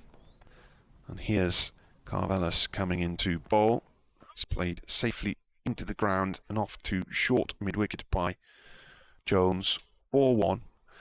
I reckon I can see probably 100 people in the ground at the minute. Can't really tell how many are in the members' room, but the balcony there is around about half full. There's 2 rows of seats in front of the members' room. There's about 30 people in the northwest terrace, and there's quite a few more sitting in the seats in front of the pavilion, so probably maybe 120, 130 people here. In comes Carvelis and balls. That's defended by Jones. Daniel Ibrahim is on for JW and that cat. That didn't look too good, did it? I mean, no, I'm just saying, I hope it's just precautionary, particularly from a Sussex point of view. They've brought him over for 3 games, and it's not expensive, isn't it? Bringing someone over for 3 games, and they won't want to find that he's unable to play on Sunday. It's a pretty quick turnaround in between games in September. We are chat about some tweet earlier on. It's an interesting text. Carvelis balls, and now that's a nice shot from Jones. He's absolutely thumped that along the floor, wide of Crocombe at mid-on. Crocombe's chased it all the way to the northwest terrace boundary in front of the health club, but he was never going to win that race. That was a beautiful shot. It was. Nice. Right out the meat. Graham's been in touch. He says, reconcrete structures. Wonder if our motorway flyovers, etc., are fit for purpose, i.e. Spaghetti Junction and so on. Heaven forbid it. Because they will. We don't alarm anybody. My brother-in-law, by the way, is an engineer, and he worked for one of the big construction companies. As the bowler comes in again, he hit a bowler Jones. That's through to the keeper, and it's not that many years ago that he spent an entire winter underneath the M5, M6 flyovers near Spaghetti Junction, redoing it all. Oh dear. And it did for him, and he decided, this is depressing, I've had enough. He was sick of the cold and being in the shadows under the motorway. Oh yeah, but that's miserable. So he decided to go for a complete change of career. Went into logistics and haulage for a period instead. As Carvelis bowls, Jones plays it back to him off the bottom of the bat. He's now actually, well, there you are, he's now on another major construction project. Can you imagine what that might be, Adrian? Not HS2? Yes, he's gone back into construction and has been working on that project for some time. The way they're building it, it's all split into different sections of the track, so each team's responsible for a particular couple of miles, 3 mile, 4 mile or whatever. Carvelis saying, pulled by Jones, straight to Ibrahim at short mid-wicket, and it's bounced off him. I don't really think he knew much about that, to be honest with you. It's a good stop, end of the over, so Durham need another 37 to win, and 20 for none here on the BBC. Ian Myers has emailed. He says, morning Marty, hope you're well. Just want to extend my thanks to you and Adrian, all of the contributors this week. It's been another cracking few days for Durham, and we're very nearly arriving at the promised land. Will Adrian be stopping at the Weatherby Whaler on the route home? If so, tell him I recommend a Chinese curry with his fish lot. Yeah, well, I stopped there, and that's what I had on the Chinese on the way up at the services. No, but this is in the village, or the market. I see. Sorry, I thought you meant at the services. Anybody wise comes off the A1 and goes into Weatherby itself, but not the services. Not the services. Right. And the Weatherby Whalers. James Bowles is going to come and bowl from the single end of the ground. Comes in and bowls to Lees, who puts that one around the leg side, picks up a single. Lees goes to 10, down to 21 without loss. Other chippies are available. I think there's only another one in Weatherby, though. The frying pan or something around the corner. But 6 to win. Just in terms of construction projects, because we don't do everything badly in this country. I recently went on the Elizabeth line down in London, which is the new Crossrail line, and I have to say some of the stations that they've renovated are tremendous, and the trains, comes Coles, Bolts and Jones Defence on the onside, no run. The trains were fabulous, you know, I mean they're new and they're air conditioned and the stations are really, so the Elizabeth line is really, really good. Yeah. Cost a lot of money, but it's excellent. In comes Coles and Jones, eases that through the offside, picks up a single, he goes to 12. I haven't been on that, but when they they extended the Jubilee line and modernised it during the millennium, build up to the millennium, and the Jubilee line's lovely, isn't it? Yeah. It goes from Greenwich all the way around through South London and then in through Westminster. That's nice. Goals. Bowls and leaves defends down the onside of the track, and there is no run. All I would say about what I like about the Elizabeth line is they've got the long trains you can sit. I hate it when you go in a carriage on the tube and you're just in one carriage and you can't get out. I like the long trains you can see right the way down the train. Yeah. Coles in again, Bowls, Lees plays back down the track. Coles Fields, there is no run. Well, when you dropped me off at Gatwick in April and I got the train up to St Pancras. Oh yeah, I remember. Yeah. And that's like that because it's the Thameslink train, and they're really long trains. They go right under the centre of London, don't they? Yeah. In comes Cole short and leaves back, rocks back and hammers that one away through extra cover. It's racing towards the boundary. It's just about going to get there, I think. The Sussex fielder's not in any great hurry to chase it. In fairness, I think the ball was always going to win in a boundary to Lees. He goes to 14, and Durham are cruising to victory here. 26 without loss. They need another 31 to win a game in which they'll take a maximum 24 points. That'll be 6 wins in the season for Durham. And they will wrap up promotion, I'm sure, down at Worcester. Well, it might wrap up promotion next week, depending on what Sussex and Leicestershire achieve against each other. Yes. That could be enough. Otherwise, they'll need 5 points to see them over the line. Yeah. I was on the Paris Underground for the first time last week. I'd only been to Paris once before and didn't go on the Underground the previous time. And that's quite interesting because you've got all these different lines which were clearly built at different periods in the history of the Underground.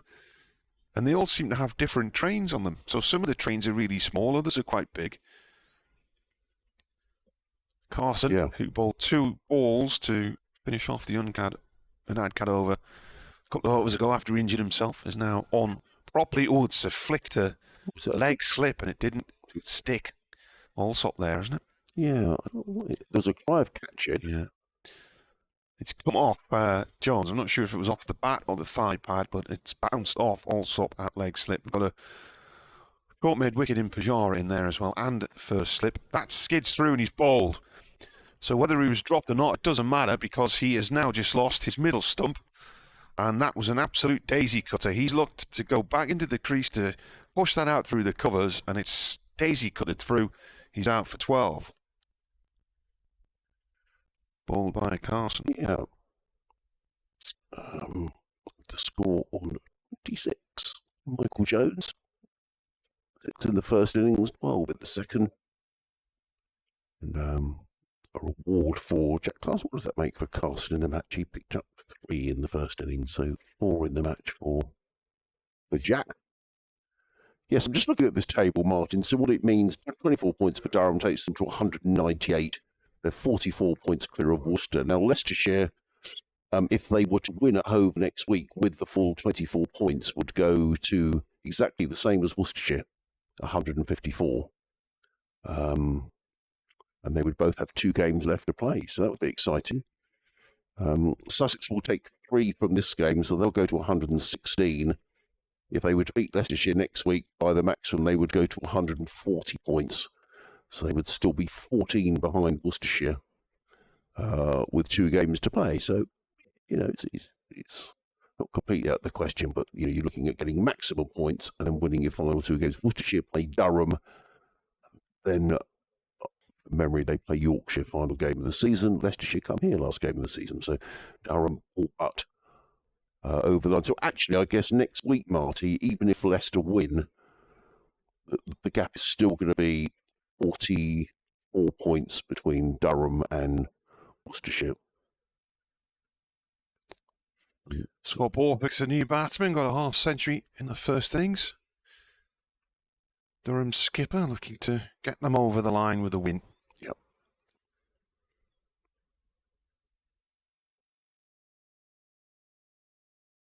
Round the wicket he comes. Carson from the Lumley end. Carson bowls and Borthwick cuts that out into the covers. No run there.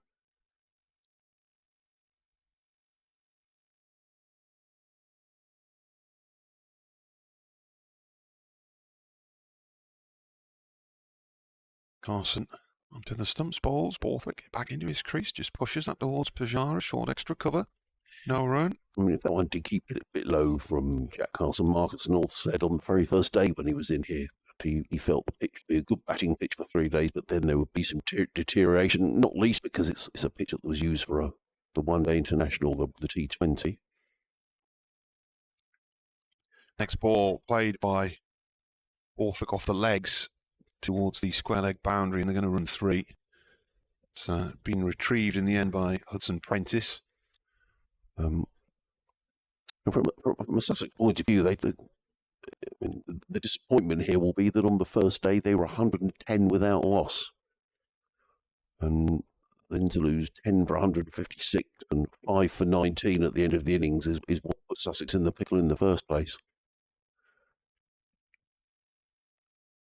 Otherwise, who knows, perhaps they could have got away with a draw.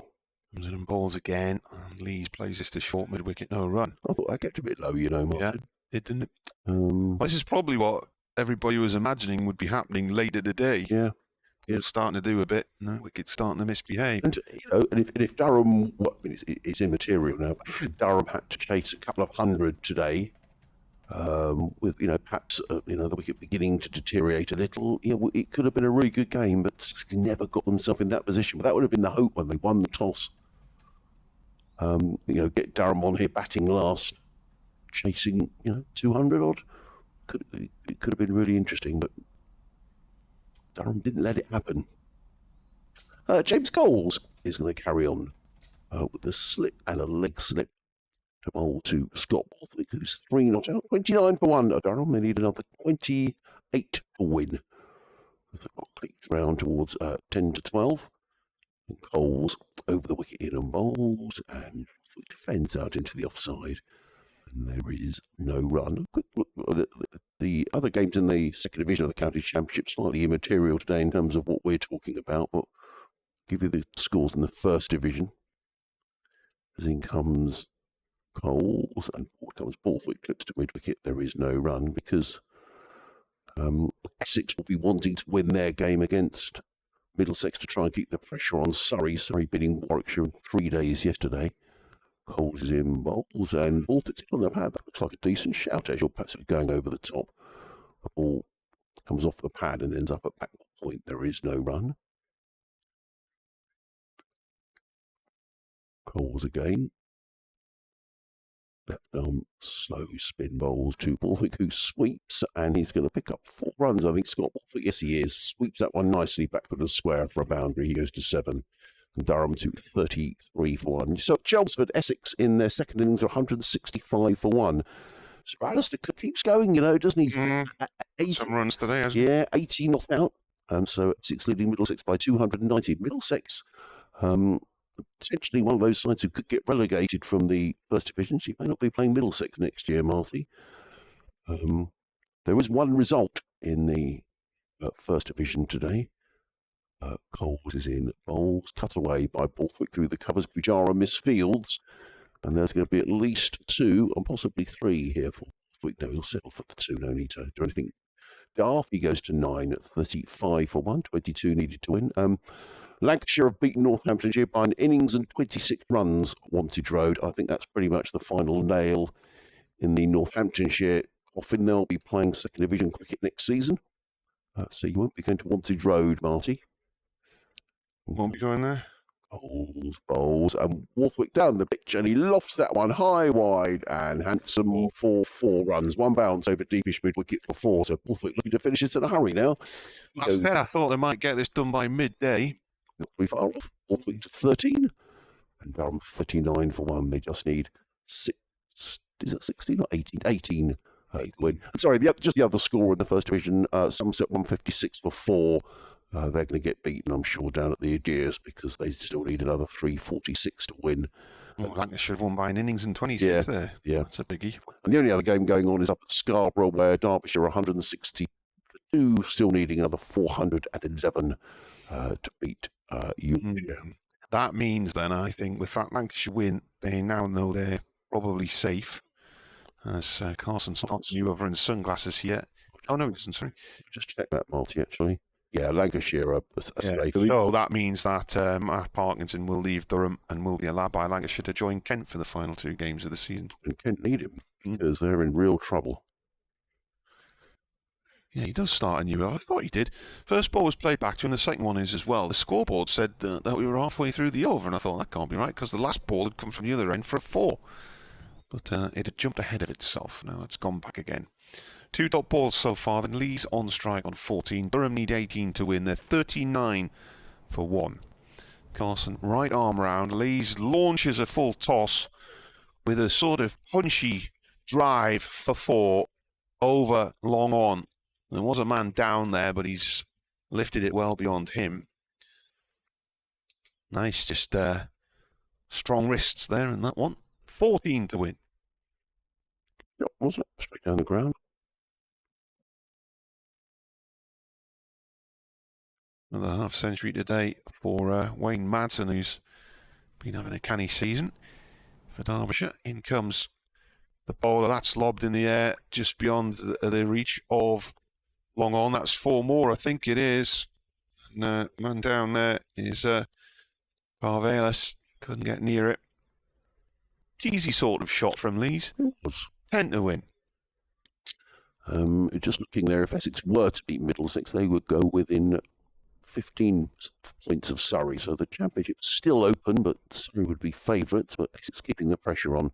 The relegation, I think, between Middlesex and Kent, if you assume that Northampton are probably down. Bowler in, driven back along the floor by Lees for 1 run. Carson tried to get down to stop that one. 9 needed to win. Then Durham will be racking up their 6th win of the season. They've only lost the 1 at Sussex in the opening game, and it was on a knife edge, that one. It could have gone either way on the final day. And I think Durham were the first team to 4 wins when everybody else still had 1. They really laid home their intentions in the early part of the season. By the time the break came for the T20, they were well in front. And the final ball of the over is just defended by Borthwick. So Well, I think it's only right, Marty, as Durham are going to win this game if you see Durham home here. Do I claim the assist then? This will take Durham on to 198 points. So maximum points from the game, 7th time this season. They have got maximum batting points as well, and they have 45 batting points now. 49's Durham's best in the 2009 season. That was 16 games in 2009. They went through it unbeaten as they retained their county championship title. So there's still plenty of time to better that. And it's harder to get batting points now. You're going to get 50 more runs before you get your first point these days compared to then. Cole's bowls. That's played up to mid-on. The first ball was defended by Lees. That one's the second. So there's still 4 innings left for the, well, 2 innings, isn't there? Because it's the first innings only. Lees pushes this one off towards point for 1. So there's 5 batting points left at Worcester to get, and 5 batting points left in the final game here against Leicestershire. So batting points wise, you'd think this will probably be their best season. 5 more they need to break the record. There's an umbrella up at the far end of the ground, but it's not because of the rain. The people underneath it are in shorts and t-shirts, and they're sheltering from the sun. It's a warm day out there again. 8 needed, 49 for 1. Borthwick forward to this one. Bit of a leading edge towards short leg, no run.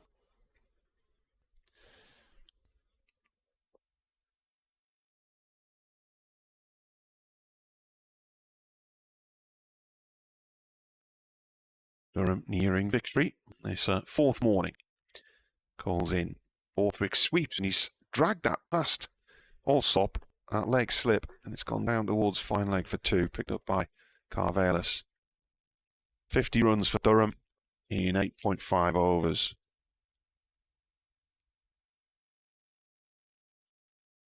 I'm using as little as the note of the notepad as I can. Adrian, I'm down to the last quarter of the last page. And I started using this at Hove in April. Did you? Yeah. Right. Coles up to the stumps. Borthwick on 15. Forward and defends this one. The last Shot he played down the fine leg went for 2. That's the end of the over. 6 needed. And we're at 5 to 12 on this. Is it Wednesday? What day is it? Wednesday? It is Wednesday. Well, I think what we've learned from this game is, we knew before we came here what a good side Durham are, and they've proven it, haven't they? As I say, let's go back to that first day, 110 without loss. Like Sussex were going to build a big lead, but it's the way that Borthwick skipped the side. He changed the bowling around, changed the course of the match, and in truth, Sussex have been thoroughly outplayed, Martin. Carson comes in here around the wicket from the Lumley end. Lee's on the back foot. The punch shot up to long on for 1. 5 needed for victory now. And just a very, very professional performance.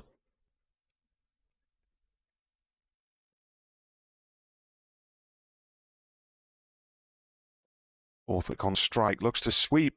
Oof, now. He's out. He's out. Yes. I think he's dragged that round. He stood up to try and kick the ball away. And I think as he was standing up, the ball rolled backwards and hit the stumps. So he kicked it onto the stumps while looking to try and kick it away. So he's been bowled with 6 needed for 15. Yeah, so Carson's taking both wickets. Then. Yeah, so 5 in the match for Jack. Strange one that, because I couldn't really see where the ball had gone. He went down to sweep to sweep. He's obviously dragged the ball down into the ground, either off the bat or off the glove, and as he tried to pull himself up to try and kick the ball away, as he stepped backward, looks like he's heeled the ball onto the stump. So both partnerships at the start of this innings have been worth 26. So will that bring David Bedingham out now? It will. Yeah, delaying the inevitable, isn't it? As Bedingham makes his way out. But some wickets for Jack Carson. Lou Jack's confidence of good. He was very down when I spoke to him at the end of day 2, and he's a bit disappointed with his bowling. He was explaining how he's been going up 4.5 this season, and he said, I just need to be better than that. He's a very determined cricketer, and been doing some work earlier on in the summer with Graham Swan, and who else did he mention in the interview? But he works hard on his game. Jackie was selected for the England Lions last winter. I don't know where the Lions are going this winter, but he'll be in contention for a place on that, and Sussex will be hoping that his career continues to progress. In he comes bowling to Bedingham, and that's gone right through him and ended up at leg slip. It does make you wonder, doesn't it? If that's hit the keeper, that's hit a foothole, and then it's shot up and hit the keeper and gone off the leg slip. A couple of hundred might have been it, but I say it's all ifs, but some maybes. It's all after the Lord Mayor's show. It is. For young Adrian. It is. It is. Carson. Oh, he's bowled Bedingham as he tries to smash him into the car park. Middle stump, out second ball. So Durham are now 3 down here, and they need 5 to win. Bedingham gets a second ball duck. Was it? He was looking to win that, wasn't it? To win the big 6, wasn't it? And David Bedingham's got a lot in East out in the first inning as well, didn't he? Bedingham, did he make 9? So Jack Carson finishes with, I keep saying he finishes with 5, he finishes with 6 in the match now. Figures 3 for 15 for Jack. Out comes Ollie Robinson. I wonder if he's hurriedly getting his kit on, Ollie Robinson. I'm sure they're much too professional for that Durham, but I'm sure the Durham lads are probably sitting there thinking, oh, well. And Alex Lee just comes over, so a delay to the inevitable. That's another wicket goes down. You might be live on air, Marty, when Durham finish this now with your news bulletin Possibly. coming up.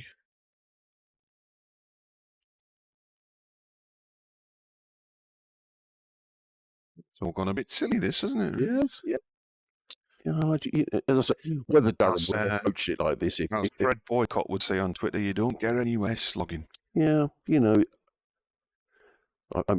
may have approached this entirely differently if they were chasing 200 to win anyway, but it just does make you think. So Ollie Robinson is the new batsman. Got a half century in the first innings. Plays this short to mid-wicket. Pujara's in there. Fielding close in. So is... who's that in there? James Coles as well. Leg slip is Tom Alsop. Got a first slip in place as well. Carson to Robinson. Turns it to 2. Leggish area. Short square leg. End of the over. Good over. Yeah, was there any runs from that? Was a double wicket made? Let's see if it comes up on the scoreboard. The old scoreboard. It doesn't said it was a double wicket made. Where are we? 10 overs in now. I was rather lax there. There was 1 run at the beginning of the over and then 2 wickets. What a Martin.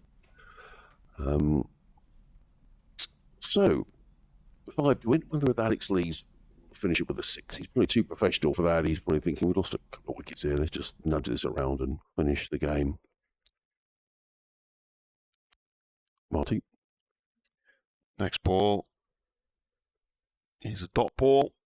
As Lees looks to drive at a ball outside the line of off stump, and it ends up trickling across towards first slip. Coles then left arm over from the Finkel end. Lees hits that on the bounce, plays it up to Pujara mid off. Dot ball.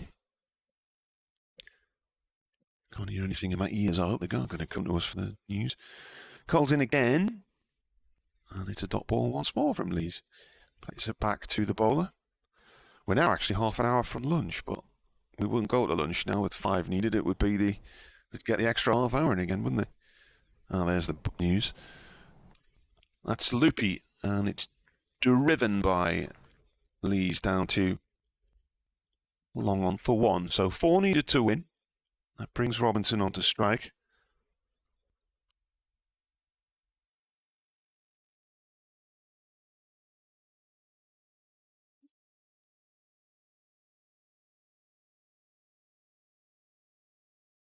Robinson's faced 2 balls and is not off the mark yet. Coles round the wicket to him and he cracks that for 4.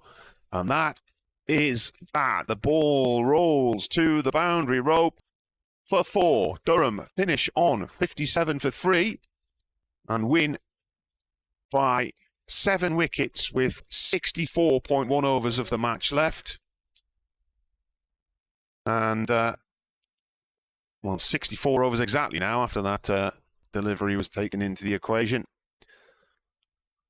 A convincing win, and I do feel that for months the one that got away in Sussex has always been there, just under the radar, waiting to come back and sort itself out. And Durham have got their revenge in fine style, a comprehensive victory. So Lees finishes on 26 not out, Robinson 4 not out.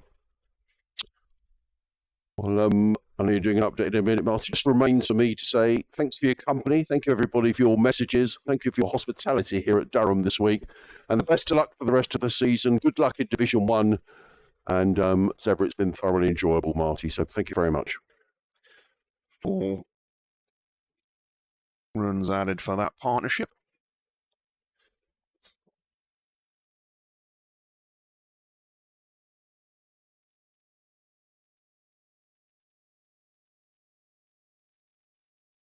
So victory coming at 12:02.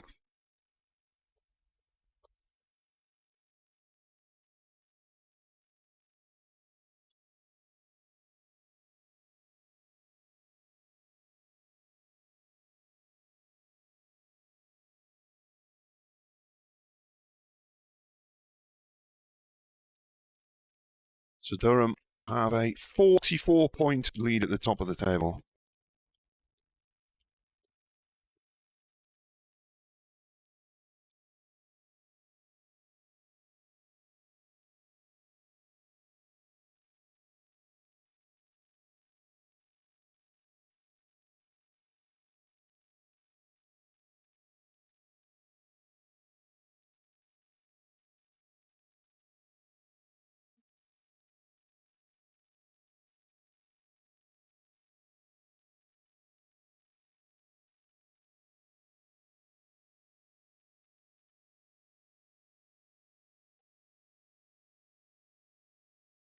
Sussex take 5 points from the game, which is probably not going to help them much now. They They've played 11 and have 118.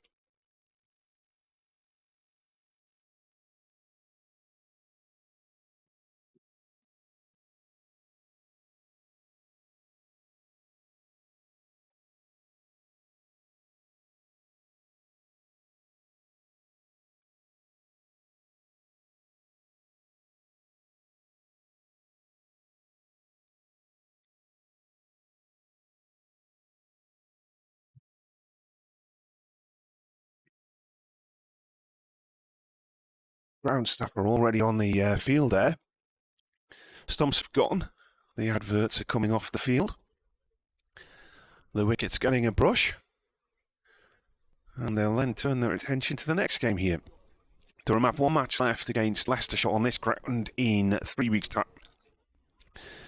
Last week of September, and they have a few days off now. The players will be back in for training next Wednesday. And then they head to Worcestershire the following week. I think that match starts on a Tuesday. No, yes, it does. It's Tuesday, Wednesday, Thursday, Friday. Next two games start on Tuesdays for Durham. Sussex start their next game on Sunday.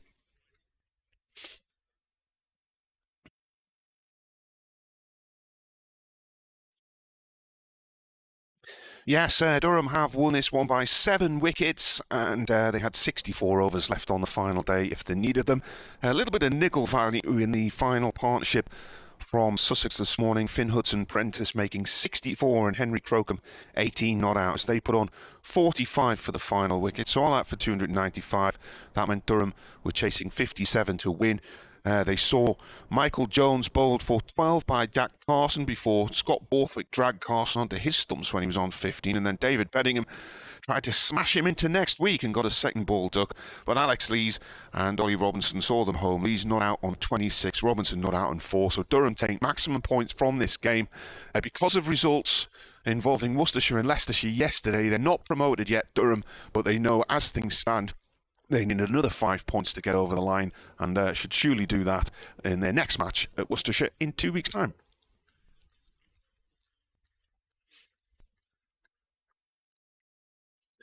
Well, this is the problem. When these games finish like this, it becomes a bit of a nightmare because we've got to race around, get interviews and that kind of thing. But then we will be going to the members' room, and there's been a decent crowd in this morning, probably about 150, and I'm going to go down the Thai Green Curry Avenue. And I think Adrian might have gone for hot pot, but we shall see when we get over there.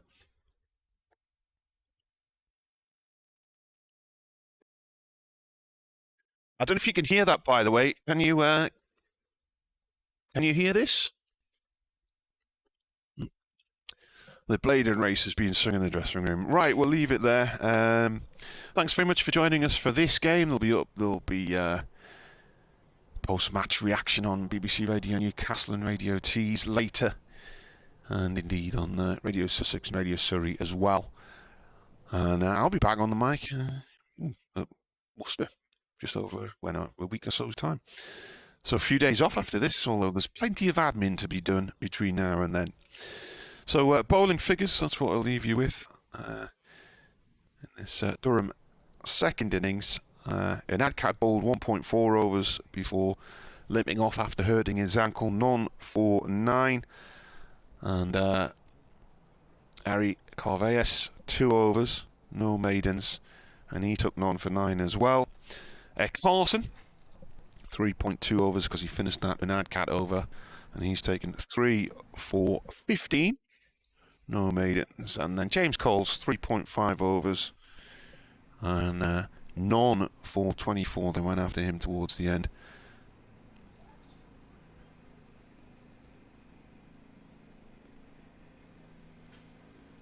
So 64.1 of us to go when the victory came. Thanks very much for joining us then. It's been enjoyable. Another Durham win. And they're nearly back in the promised land of Division 1. See you next time.